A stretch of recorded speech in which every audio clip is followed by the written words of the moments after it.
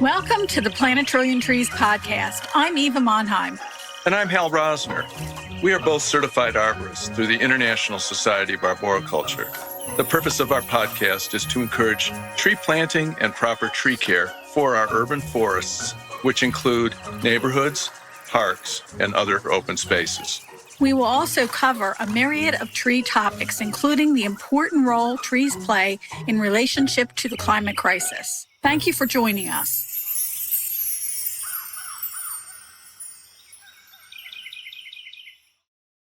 Verdant Earth Educators provides dynamic, in-person training and online learning opportunities for environmental and horticultural businesses.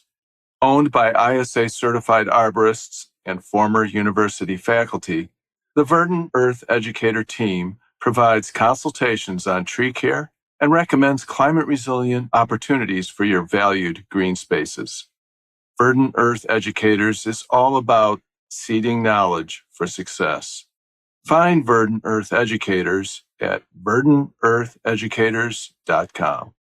Monheim Microphones designs and handcrafts top-tier studio microphones and preamps right here in the United States in Hollywood, California. Their incredible line of innovative microphones and designs are used around the world by everyone from podcasters to top-charting record producers and singers.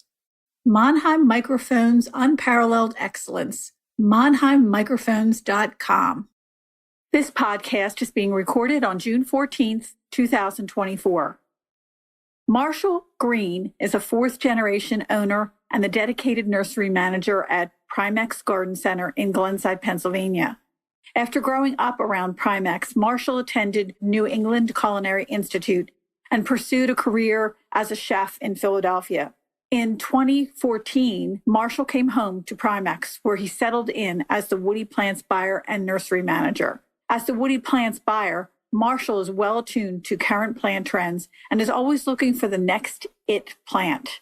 You can easily spot him in the nursery, typically donning a wide-brimmed straw hat, eager to help and share his extensive knowledge. Welcome to the Plant a Trillion Trees podcast, Marshall. We're delighted that you could be with us today. It's a pleasure to be with you. We know that the family had the business, right? Primex Garden Center? Yeah. Can you tell us how you wound up being in the position that you're in right now at the Garden Center? Because that wasn't always your trail. It's kind of a circuitous route. Yeah. When people ask me, I tell them that I grew up at Primex. It's a fourth generation family business started by my great-grandfather, William Green. We've been in the same location now for 81 years. But I grew up there. I spent a lot of time there as a child. My high school years were non-traditional in that I took a couple breaks. I worked at Primex full-time in 8th grade and the second half of 9th grade while I was homeschooled. And then I realized that most of my friends were horticulturalists and nursery guys that were 26 and 45 years old as a 16-year-old, and realized that I needed to have a few friends that were my age. So I chose a high school and went to Abington Friends to graduate there. From the time that I was in 8th grade, I knew I wanted to go to culinary school to learn how to cook. And I went to a small school up in Vermont called New England Culinary Institute, where I trained to learn how to cook. And part of our education there was internships. So coming out of school, I had to get a job and found myself working at Fork in Philadelphia. That part of my life lasted about 15 years as a line cook, and then moving up as a sous chef. And then at 26, I was offered a restaurant space, which I eagerly took, and opened a restaurant called Cafe Estelle, where we mainly served brunch. That was what we became well known for. And I did that for 5 years as a non-profiting business. And then I was hired as an executive chef for someone else, and realized soon thereafter, after about a year, that working chef and family life weren't going to be necessarily, it was going to be a challenge. And in the thought process of trying to make a family, realized that I didn't want to be a working chef as a father, and called my dad on a someday in April and asked him if he had a job for me. And he willingly said yes. And I quit my job a month later, and I came home to Primex in 2014. Wow. I think it's always good if you have a family business, that at least from what I heard, it's always better to go out and work for somebody and then come back. It doesn't make a difference what the profession is, but if you go out and work for somebody and then come back, that you have a better appreciation of your own family's business. Is that true? It was a requirement. It wasn't a forced requirement or a written requirement, as my parents didn't have shareholders agreement and employment agreement things in the works that we actually have put in the works at this point. It will be a requirement for future generations. Eva, you remember my sister worked for you for a while. Yes, she did. And she was wonderful. She was a wonderful employee. But it was important that we worked for somebody else. My mom still is, thinks that everyone needs to work in the restaurant business to understand how people work. I just decided to do it for 15 years instead of a year and a half. But your food was excellent. We were talking just before we got on the podcast, and Hal and I were both at your restaurant. So it was wonderful. So I hope you can continue that tradition of cooking at home. Your family. It's a little challenging with a 6-year-old. She likes to get to bed early, or we like her to get to bed early. There always will be time I like to cook on my vacations and my days off. And I will have opportunities throughout the rest of my life to be able to do that. Absolutely. Well, the Primex brand, if you will, is certainly well known. I mean, you are a lovely business with many fans, new customers every year. I'm sure I like your reach throughout the Delaware Valley in terms of how you are reaching the marketplace. But we're wondering, in terms of like magazines and websites, other businesses, how do you make your decisions about plant purchases or other goods? I had a chance to think about this question a little bit prior to our meeting. And as far as media outlets, I'm in a few Facebook gardening groups and sort of paying attention to what people are talking about there. Garden Center magazine and its subsidiaries, Green Profit and Greenhouse Management and Nursery Management are good tools and good articles. So much of the way that we purchase as plant buyers it's 90% availability driven. We've established ourselves, and since I've been doing the purchasing there even more rigidly, as a container nursery. We don't deal in balled and burlapped. We don't deal in field grown. We don't deal in field potted for the most part, unless sometimes it happens, but we'll get into that later. But we are a container nursery. When we look at container availability, if we look at deciduous trees, for instance, there may or may not be a lot more available to us field grown than what's available to us in a 15-gallon pot. So I look at the growers that I have relationships with, and those are, Shrek Ice Nurseries down in the Shenandoah Valley of Virginia, and the Eastern Shore Nursery, where we get our fruit trees and now some more shade trees from, and Private Corner in Connecticut, and a couple of Blue Heron and Woodburn out in Oregon, and Lancaster Farms and Carolina Piedmont, and look through all of these availabilities on a weekly, bi-weekly, monthly basis as they come out to see what's out there. There's only so many plants on Earth. Yeah. Especially when you're looking at trees and shrubs. When you're looking at calibrachoas and annuals, there's more than enough. But when you're looking at trees and shrubs, there's only so many plants. And we're extremely limited in the space. So we have to lean into plants that are going to move for us and plants that we know are going to be successful in our region and sell. One of the things that I was thinking about when I was writing my shrub book, that people need to go to garden centers every week. If you have a home, you should be going every week. Not to necessarily buy every week, but to go and see what they have, so that when you create your garden or you're designing your garden or you're installing some things, that you have an idea of when things bloom. And you always bring things in that are in bloom, but you also have things there that are not in bloom so that people can buy. So if they've seen them maybe 2 weeks ago and they're out of bloom now, they could still come in and buy them and put them in their garden and know that they're going to bloom at a certain time of year. And I think that that's really critical for interest in the garden. So always having something in bloom. And trees too, the same thing, looking at your tree selection. You have a big tree selection for a nursery your size. Thanks. And I think that clients should be looking at that on a regular basis too, so that in case they need a tree, they know where to go. and what you have. When I think about that, do you ask your customers how they approach buying or purchasing? Probably not everyone. I think I probably ask more professionals than retail because we do cover both bases. I think I have more in-depth conversations about plant trends and, what people are after with some professionals rather than the retail customer. I personally don't spend as much time customer facing as maybe I should or as I used to, for sure. As my responsibilities in the business have increased, my time in the yard has decreased. For sure. In that way, I really feel like, I hire my point of weakness, which is that's not my strong suit. It really is not. Selling plants and talking to people about plants is not where I feel most confident. I feel very confident in the inventories and making sure that we have what we need ahead of time. And the bloom time that you're speaking of is so vitally important to sales. I, as the woody plants buyer, get a little more wiggle room within that than certainly the perennial buyer and absolutely the annual buyer. As far as having things in color, we need to be ahead. We need to be ahead of the curve. If we wait until, for instance, crepe myrtles are blooming in the landscape in July and August, when we go to try to find them and go to try to source them, the availability is completely dried out. Not to mention, it's not prime planting season. It's hard to tell somebody, you can confidently go plant that when it's 95 and it hasn't rained in 3 weeks. You can get it, but it's... Yeah, right.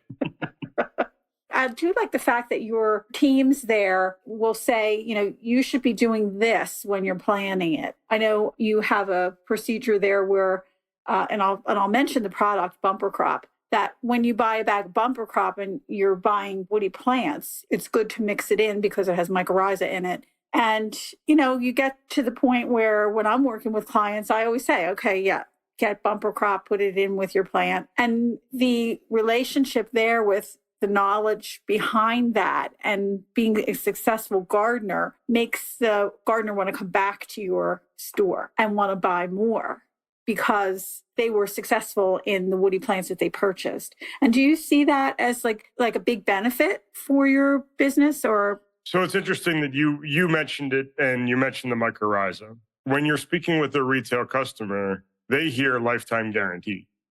Oh. And they maybe know, maybe don't know what the benefit of the mycorrhiza or why we're selling that, the why of why we're selling that product. They hear lifetime guarantee. I can buy a lifetime guarantee for $21.99 or $13.99. The guaranteeing of plants is a hard thing because I was talking to the staff the other day. It's like, how often do you take a plant home and it dies? And everybody's like, my plants don't die. They're fine. I said, do you water them? And everybody looked at me like, sort of, not too much. I think a lot of people drown plants and they care for them too much, especially new plants. Plants only have a couple different ways of exhibiting their symptom, and most of us interpret wilting as I need water, which isn't necessarily the case. It can just be I'm having a hot day or I have too much water. So the guarantee part, we used to do a year-long guarantee, and inevitably somebody would come in 13 months after and we'd say, okay, fine, try to make the customer happy. And we wanted to try to set ourselves apart. And my coworker, Tom, came up with this idea. He said, what about a lifetime guarantee? A couple other people are doing it. And we looked at each other and said, well, okay, if we're going to do that, we have to attach a product to it. We have to sell something. We can't just do it without a sale. We have to get a value add in there. Mm-hmm. And the conversation became between how do we get mycorrhiza in the soil? And Bumper Crop seemed to be the most live way to get mycorrhiza in the soil. We also sell Biotone, which is an Espoma product, which has a lot of mycorrhiza in it. It's a dry pelletized product. And my feeling is that I'd rather have the benefit of organic matter, a nice compost product, and the living mycorrhiza that's in a bag of Bumper Crop. So we went with that, and that's our best selling individual item. Yeah, it is. Yeah, absolutely. And I've used it quite a bit for clients, even out on the West Coast, to have them use it when their plants are really looking bad. And every time they'll say to me, our trees look great. Our shrubs look great. I tell people all the time, if you want to, you want to test that soil, just take a bag, cut an X in it, and stick a tomato plant in it. Just cut a hole in the bag and stick a tomato plant in it. It'll grow right out of it. So it's a good product. So tell us a little bit about your tree sales and some of the numbers, and when do you sell most of your trees, and what are people asking for? Yeah, what are they asking for? They want flowers. It's all about flowers. Going back a few years, and I actually have the real numbers. Going back a few years, in 2021, we sold over 1,500 trees. 22, we sold 1,300 trees. Last year, we sold about 1,200. And that correlates to how business has been. Those decreasing numbers sort of correlate to how business has been post-pandemic. It also correlates to a tragedy in the tornado that hit our region and particularly Temple Ambler's campus. We needed to replace a lot of trees in our immediate area in 2021 and immediately following a really tragic circumstance that happened here. Eva, I'm sure that's very close to your heart about that arboretum there. Actually, yeah, it's not only close to my heart, it's close to my house. I was only a couple miles away from the tornado. And every time I hear about a tornado on the television or on the news, I always think of how many trees are going to have to be replaced. How many arborists are going to be there with their trucks, putting the wood and stacking the wood. And it's just mind-boggling what you see. And I remember seeing like the 40, 50-foot high pile of timber that came out of the university's campus. It was devastating. And driving by there almost every day and seeing it, you can't even explain it. No. Well, it is the way that us Northeasterners get to experience the climate catastrophe, right? I mean, absolutely. In the South, it's happening all the time where they might knock out an arboretum, but they also might knock out a whole town of 17,000 or something like that. Exactly. In our situation, we were fortunate that there wasn't more of a loss of life, but the loss of plant life and big historical trees, it was horrible. There was two storms right around there. There was a storm about 2 weeks before that. Right. That took a lot of trees down. Straight windstorm. It didn't twist just before that. So that summer we had, a couple catastrophes. So, to make a silver lining of it, I sold a lot of trees. Cha-ching. And that lasts for 18 months because it was that fall and the following spring. And then you'd have people come in and, you'd start listening to their story about what they're trying to do. And you'd start getting further into it. And you'd be like, hey, you live for Washington or you live up, you're an Ambler, aren't you? And they're like, yeah, we were, tornado damage. Yeah. So we were able to help a lot of folks. And we worked with one of our vendors to give away 100 big trees that fall from one of our growers through the Shade Tree Administration of Upper Dublin. So we got a lot of trees out there at no cost to people, which felt really good. Oh, fantastic. And that was a great plan because I was there and I was helping to plant. And I just thought, this is wonderful to see so many people that wanted to replace their trees. And actually, it was one of the fastest replantings of trees from what I heard in the country, because most of the time they wait a year or they just wait much longer. And not the people around here. Are you kidding me? Like 2 weeks later, they're out buying trees. Yeah, it was a call I made, I think, definitely within a week. And I called Matt Treckheist down in Virginia, and I said, look, man, I got to ask you. We've been associates for a long time. This is something that I need to do, and I'm willing to pay. But, how can we work this together to get some trees into the community? Because my dad grew up in Upper Dublin. My sister lived in Upper Dublin. I live in Upper Dublin now. And it was home. That was a tragic incident, and something we were able to feel decent about. So, and it's not over. I mean, there's still plenty of trees that need to go in the ground around here. So we were asking about, good selling trees. It's about stuff with flowers. It's about cherries, dogwoods, redbuds, magnolias. Crepe myrtle. Yep. I don't consider them a tree here, because I'm looking at my report and they're one of those in between things that, depending on which ones you're looking at. The crossover plants. Birches. So if there's one shade tree on here that gets the numbers that the rest of them do, it's the Dorahit or the Heritage River birch. We sell a lot of birches, a lot of multi-stem birches. They're a tough tree. Yeah. And they can still, again, Dorahit, they can tolerate the heat. Actually, that one came out of Georgia from Moon's nursery way back when they had their drought. It was the only tree that survived, and they were all from the same cutting. Right. It was the only tree that survived in the whole field when they went to cut it all down because it was all dead. What was the variety? Dorahit. Dorahit has a small leaf, and it's a very thick leaf. It's a little bit smaller. Yeah, it's a little bit smaller. It's funny when we sold that. We generally sort of rotate between that and Heritage, and Dorahit's a little bit more available. But when you look at the two of them, you're like, well, people look at them, they're like, well, I need this one and that one. I'm like, put the two of them next to each other and tell me that you can understand the difference between them. And you're right, the Dorahit has a slightly smaller leaf, but ever so slightly versus Heritage. Yeah, but they still both have really nice bark. Yeah, they do. Yeah. So as a shade tree, that's definitely the bigger one that we sell. Red buds, if we could get them, we'd probably sell more red buds than anything. We had a big problem with crops of red buds for the last couple of years. What was going on? Do you know? I believe from the research that I was able to pull and the people I was able to talk to, they called it CT or abbreviated as CT. It was a fungus that was getting into the heartwood of the tree. And it looked like verticillium in the plant, where you just see a branch just go downhill, wilt, and eventually die. And when you cut it through it, you'd almost always see a brown ring within the heartwood of the tree. And the best information that we could find was that mainly it was spread through poor pruning practices. It wasn't out in the landscape blowing from tree to tree. It wasn't the kind of thing that was soil-borne that was getting through, but it was spread by pruning practices, by not sterilizing between cuts. And it mostly came out of Tennessee and affected the Virginia and southern growers, where I get the majority of my trees from. But 2 years back, my two main suppliers of that plant, Trek Ice and Lancaster Farms, cut and burned everything that they had. Wow. Yeah. And that was, I think at Shrek Ice, it was about 2,500 trees. Wow. Yeah, we did, Eva might remember, I think earlier in 2024 or latter part of last year, we had someone on, and we did get the sense that red buds were kind of poised to become very, very popular. Some new cultivars coming out, and I think it's attractive to the consumer because they don't get real big. Yeah. And it's a manageable size, and it's a native. That was Kristen Pullen from Star Roses, who right. A lot of breeding. And in fact, I'm going to be doing a small tree talk on Monday, and I contacted her for some photos because I don't have them yet.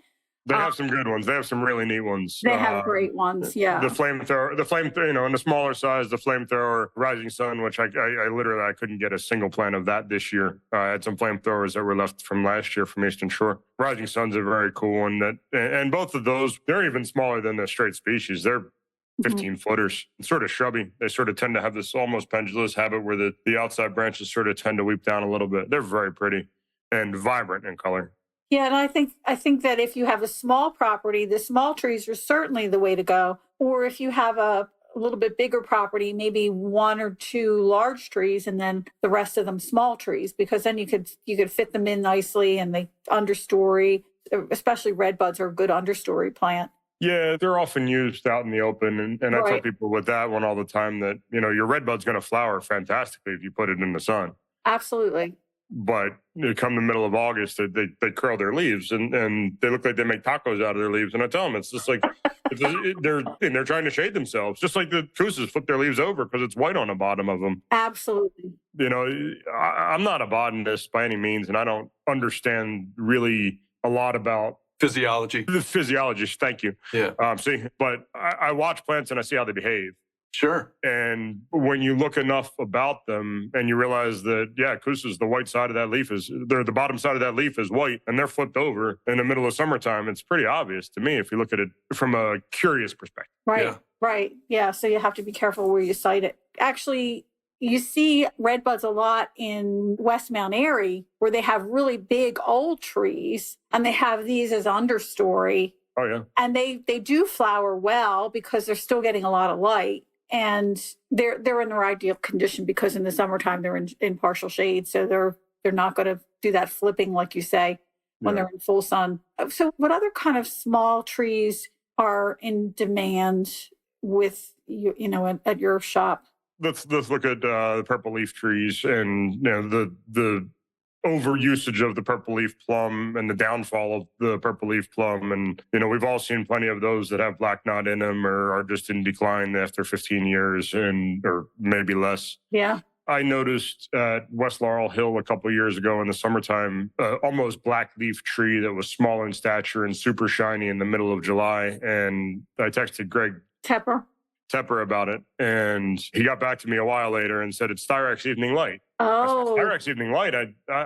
Cool. I'd never seen that before. And then I went out to terrain and I saw it out there. And then I got interested in it and had to find it. And after I found it, I planted one at my house. And so now I have a tree that I feel strongly and very confident in a small, almost black leaf, fantastically flowery, quite durable tree in Styrax Evening Light. The contrast between the white flowers and the black leaf is super cool, and it flowers its head off. and it's supposed to stay like 12, 15 feet. It's supposed to stay very small. I have one here at my house because I wanted it to be the first tree that I planted and try it out, see how. I don't believe 12, 15 feet is a reality, but let's see in 10 years or how it goes. Sure, and you'll be the test property for it.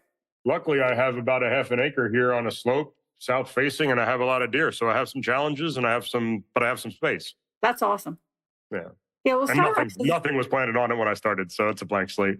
Styrex is a good tree to begin with, I think, and it's way underused. The first time that I actually came into view of one in the city, I saw one in the city. One of my former employees had a home down in Old City, and she said, "Oh, I can't wait to show you my tree out in my backyard." And it was, with brick house, and the whole garden was like, brick walls because the house is next door and behind. And underneath the tree, she had her table set, and there was the Styrex. And she said, when it blooms, we just like sitting underneath it because you could look up into it and see the blooms. They're full of flower. I mean, they're a tree that never fails to bloom. Takes your breath away.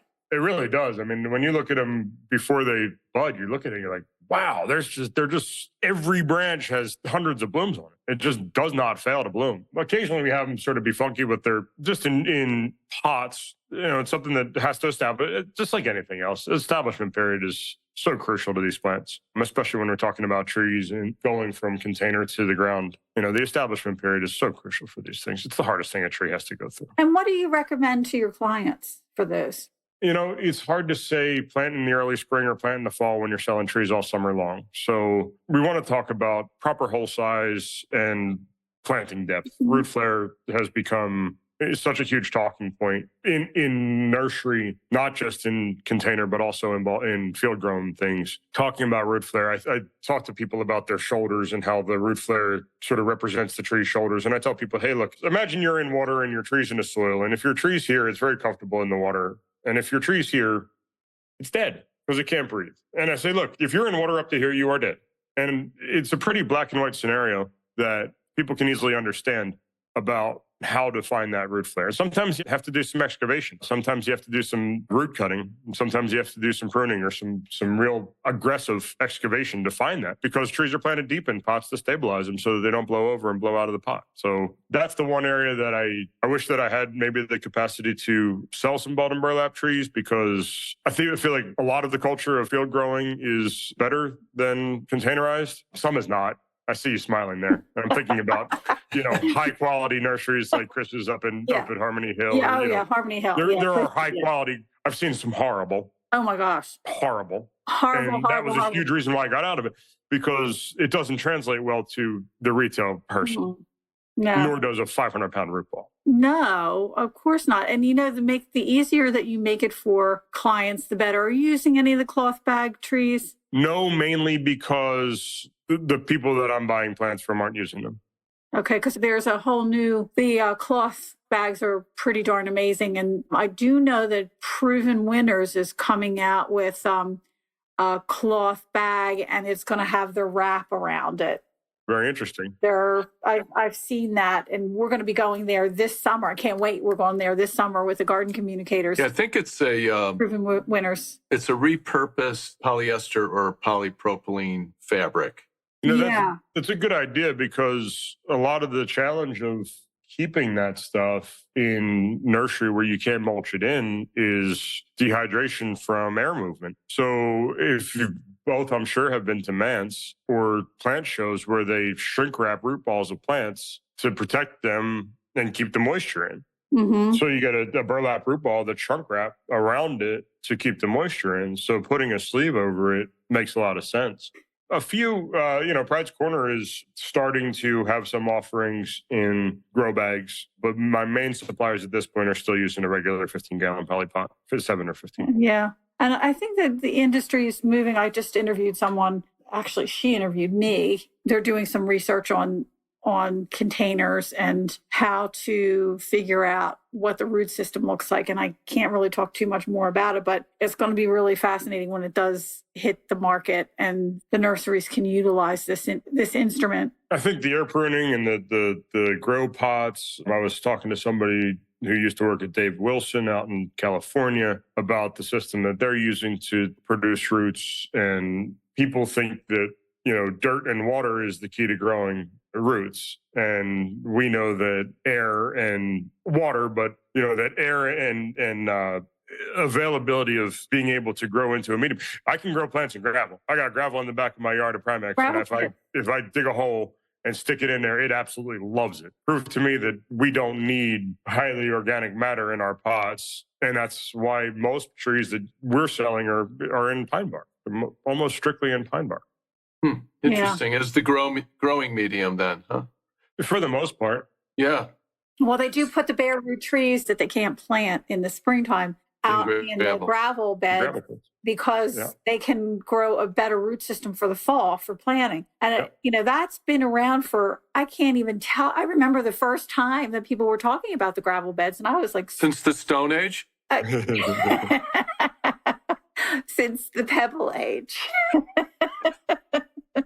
My coworker, I'm sure you know Bill Craig, lived out in Kansas and worked out in Kansas in nurseries and grew and sold bare root, and told me from 40 years ago about growing in gravel. And like I said, I took 2 old, messed up, weren't going to sell them 3-year-old or 2-year-old balled and burlapped arborvitaes that they hadn't pushed a root outside of their burlap in 2.5 or in a year and a half. And I dug into the gravel, and I don't even think I put any amendment in them in the back of the nursery. And in 7 years, these things were 20 feet tall. Yeah, so you can turn things around, if you take the time and you also have the right, like a gravel bed. I mean, it's just amazing what you can grow in it. It's just, yeah. So people they want their compost, they want their richness, they want their, great soil that's going to grow their flowers, and then they want to put a tree into it. And it's like you're talking about 2 different things. Or for instance, like a rhododendron that wants just excellent drainage, and they want to put it in the back of a flower bed and then water it 3 times a week. One thing doesn't necessarily like the same conditions as the other. Yeah, no, you have to really study the plants. And I think that's one of the good things about going to a garden center like yours, where you can walk around and look and really learn just by where you have the plants located. You put them in a location that you are kind of saying to the customer, this is the kind of location that this plant likes. Yeah. Like in your shade and lath house, okay, you need to have a little bit of shade for this plant. Yeah. Or in the bright sun, you get that knowledge just by walking around. That was the last thing I did was to take our understory trees with the dogwoods and the redbuds and the Japanese maples was to make the little shade structure around them because they show so much better from now into the fall if they have a little bit. I won't put that shade cloth up until the middle of May. Let them flower, let them do their thing. But once we get to now, they're going to certainly benefit from having a little bit of overhead coverage. Absolutely. Absolutely. And when people come into the garden center and you see that, you go, oh, I see they have a shade cover on. Oh, it makes perfect sense. And if they have a condition like that in their garden, they certainly will want to have something like that. Yeah. And benefit from it because it's going to do the flowering. It's going to do what it wants. And it's not going to look bad in the middle of the summer, as you said, when the leaves start curling up. Yeah, that's what you're trying to avoid. And a plant starts to suffer and just because it's seeded in the wrong place. And even though you watered it in the morning, now you're walking out past it and it's still wilted because it's seeded in the wrong place. So you go ahead and water it again. And now 3 days of that, we're not going to have success with that thing. Right. Marshall, I wanted to ask if you feel like your customers coming in are asking for native plants. We seem to see it, hear it, that more and more people are taking an interest in growing things that are going to, attract wildlife. And then, with the bigger shade trees, that oaks just seem to be having their moment. I mean, they've been having their moment for millions of years, but, that it seems to be a very desirable species. Are you getting any of those types of requests? Absolutely. The fervor for native plants is so far at an all-time high, and I only expect it to continue. Are your suppliers able to work with you on that? How many times have you had the conversation of, native straight species versus cultivars versus nativars versus all of these things? Don't get her started. Yeah, don't get me started. Don't get me started. I'm not trying to. We had a conversation like this yesterday at a garden, at a private garden, and it just really makes me... Yeah. So, yes, the answer is it's at an all-time high. It's only going to continue to increase. The next trees that I was going to talk about as far as, favorites of mine after that Styrex, and we got talking about that is, oaks and sugar maples. And I have this soft spot in my heart because I think that I went to Asheville, North Carolina, and the sourwoods just absolutely blew my mind. Absolutely. Absolutely blew my mind. Sorry, I'll get back to you in a second, Hal. But I tried to grow one. I had one at my house, at my old house. I planted it, and it did nothing. It leafed out and flowered, but didn't grow for 3 years. It stayed exactly where it was. I drove past my old house about a month ago, and this thing put on 4 feet of growth. I was so angry. Wow. No, sourwoods are really Was fun. it a bumper crop salesman bought your house? Or? No, the thing finally just got its roots out. It finally just got settled, Yeah. People don't realize they're like our children. They grow at certain times and they don't grow at other times. And there's a long period of time for sourwood to just not grow. And I've seen it in so many of them in the landscape. And you think, hey, wait, I went past this tree for the last 20 years and it hasn't really done much. But then you come back and then all of a sudden it shoots up again. This thing shot up like crazy. And I drove past and I had to go tell my neighbor, I was like, yeah, I had this tree. And he has known nothing about plants. And I went, we were going to have coffee and I was telling him, he's like, that's crazy. Why don't you go dig it up? I'm like, yeah, no, I can't. Like, it's finally doing what it's supposed to do. I just hope that they leave it. My hope is that they leave this garden bed the way that it was done. But maples and oaks, sugar maples, oaks, oxydendrons, I love the shade trees. I love big ones. The first thing I did was plant a swamp white oak in my front yard. I got to put a sugar maple in my backyard. I tried an oxydendron to no avail. It didn't like my place where I tried it here. But the native thing is absolutely a thing. Luckily, the selection of trees they're mostly natives. Outside of Styrex and the cherries, your Virginiana type magnolias, your dogwoods. Of course, there's the hybrids of the dogwoods now and the Rutgers crosses and all that. The red buds, the oaks, the red maples, the sugar maples. And then the more fringe kind of things, such as the Carpinus carolinea, a nice little native tree, yellowwoods, ones that we're not going to sell more than 3 or 4 of in a year. But our goal as buyers of Primex is to, we're going to have to lean on the dogwoods and the redbuds and the cherries and the magnolias. That's the bread. And then we're going to bring in 3 Carpinus carolinea and 3 yellowwoods and a couple few oaks and a couple different maples and a few different cultivars of red maples so that we can have, Amelanchier is one that I haven't mentioned yet, but we sell a ton of Amelanchier. But so that we can have plants for when you guys come in. When people that know the plants, when, real good gardeners come in looking for something, or it's almost like those are the things that make us distinctive and different from the next 5 places down the road. And there's not 5 places down the road in Glenside. We're so fortunate we're so insulated from competition. Once we survived the box store fallout, we just got more and more insulated from competition. There's nothing like us around us.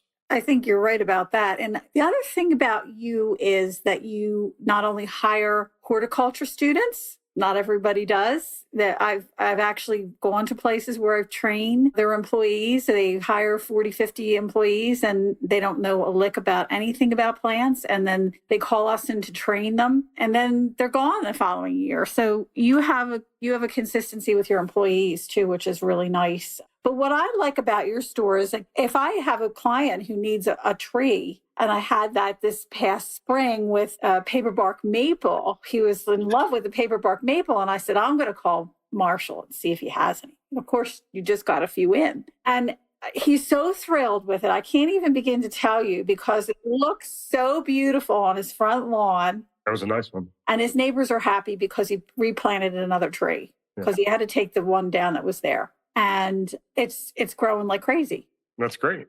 Yeah, that's what we need to be. We need to be able to separate ourselves. And if that costs us, a few $1,000s in plants that we're going to sell 3 of a year, it's still important. Yeah.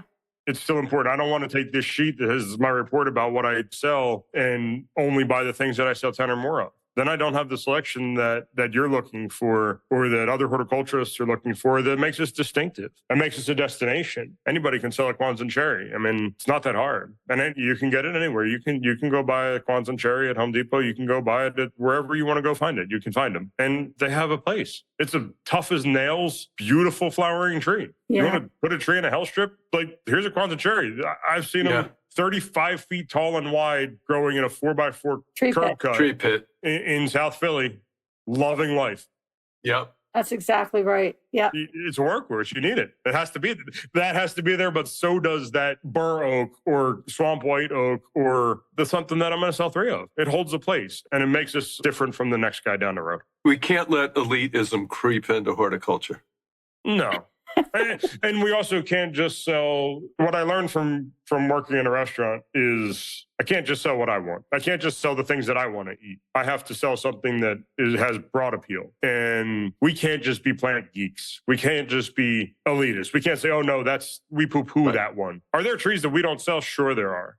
Some things, most of the trees that we don't sell are things that I can't sell in a container at what I find to be a good value. I can't find a good value white pine in a pot. Is a white pine a good tree? We can debate that. It's native. Mm-hmm. You don't see it breaks up when we get, we can debate it. We can talk it. Yeah. Spend an hour on that. Is it a good tree? Sure. Should we keep planting hemlocks? Yeah. Well, that's a whole nother story.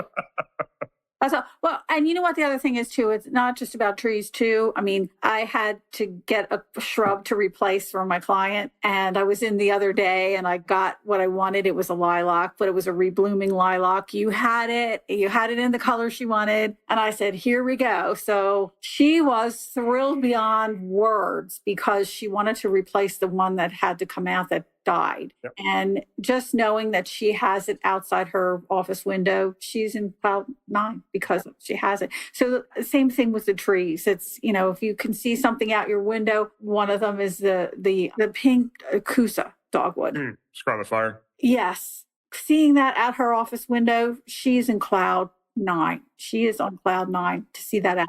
I got to find the perfect spot to plant one of them. I think I got it, but that's one that I know that plant performs better as it's in the ground. I've seen it with a blush of pink on it, but I've also seen pictures that come out of Harmony Hill or the ones that Chris posts that are like, it's almost magenta. It is crazy hot. This one here is, every time I see it, it gets darker in color. Right. So I think it has to do with the more it's established, the darker Absolutely. It is. And this one here is this a Rutgers hybrid you're talking about? Yeah, it's a Rutgers hybrid. Yeah, and I want to tell you something. That is just incredible. And to have somebody work all day in their office and look up, and there's a home office, so you can look up and see that tree and you see it in bloom.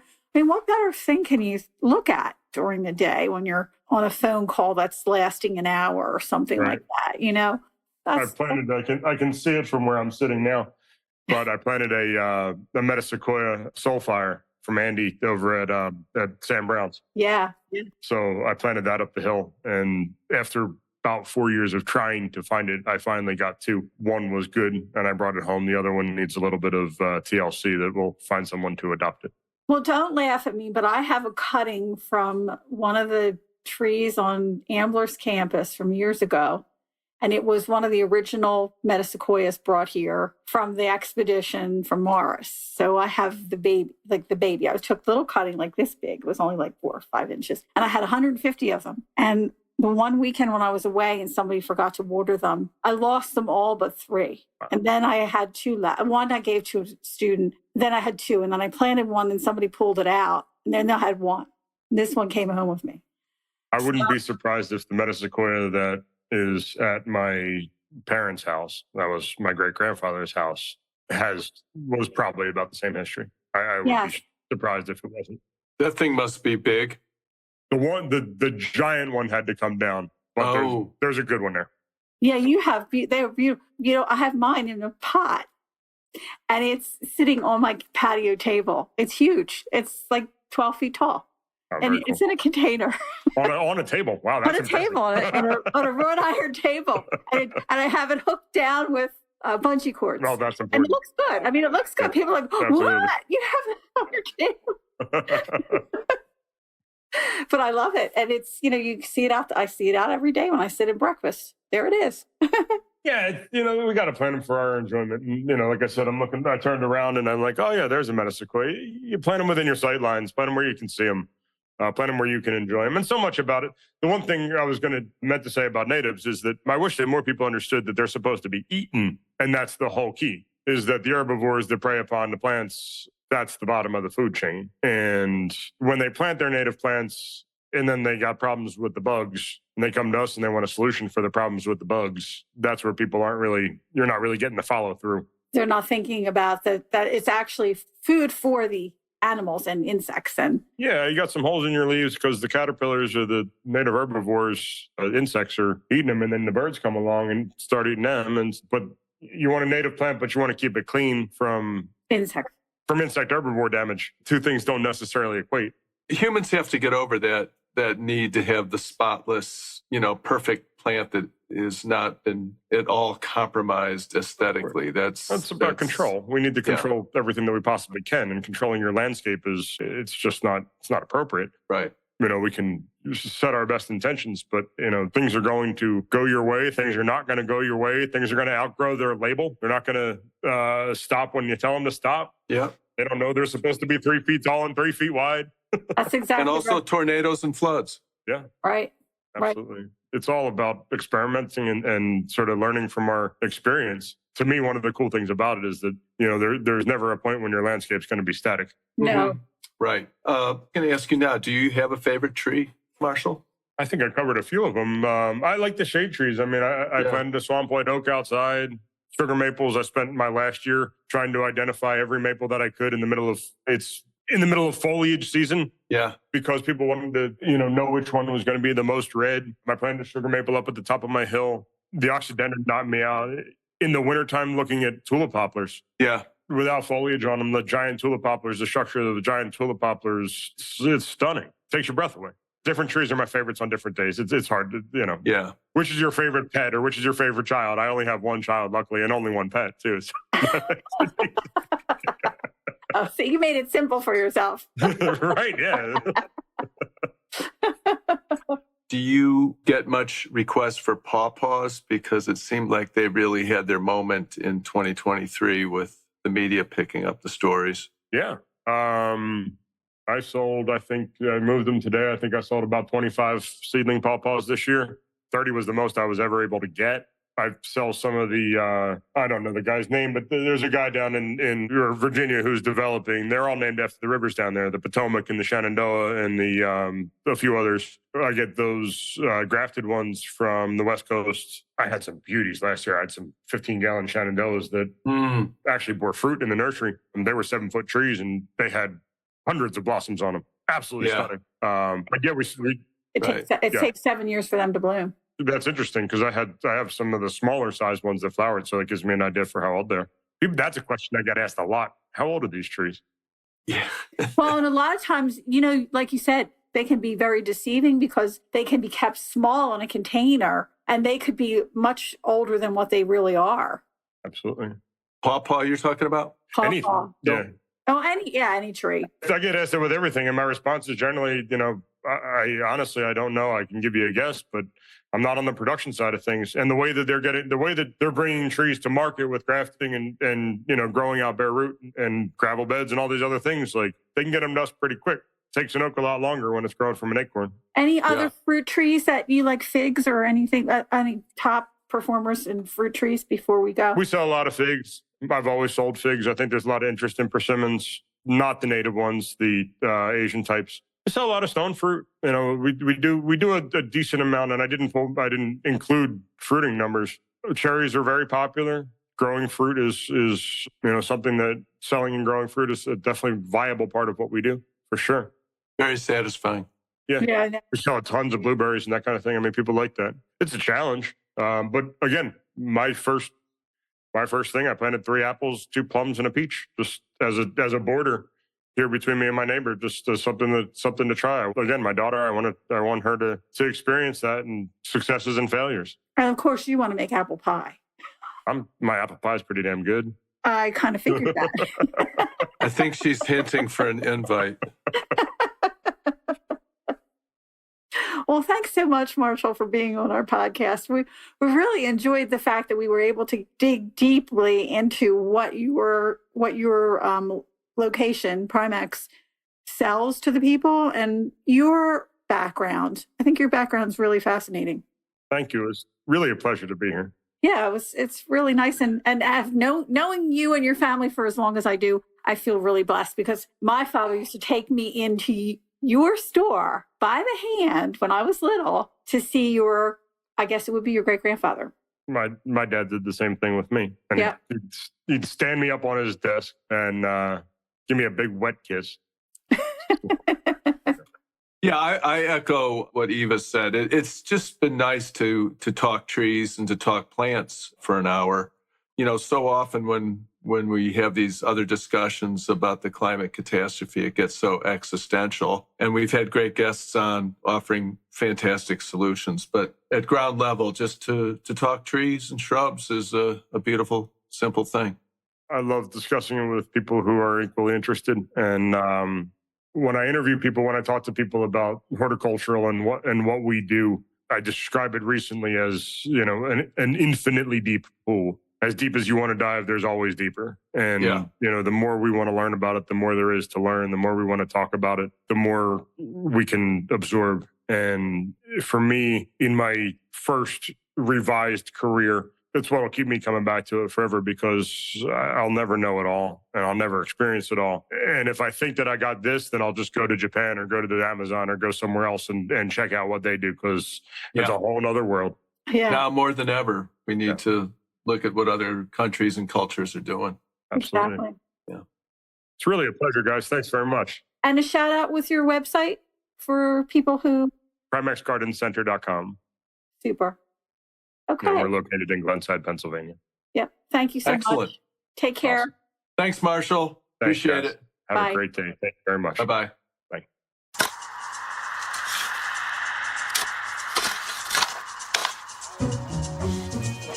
The Plant a Trillion Trees podcast is edited by Andromedan Recordings in Hollywood, California.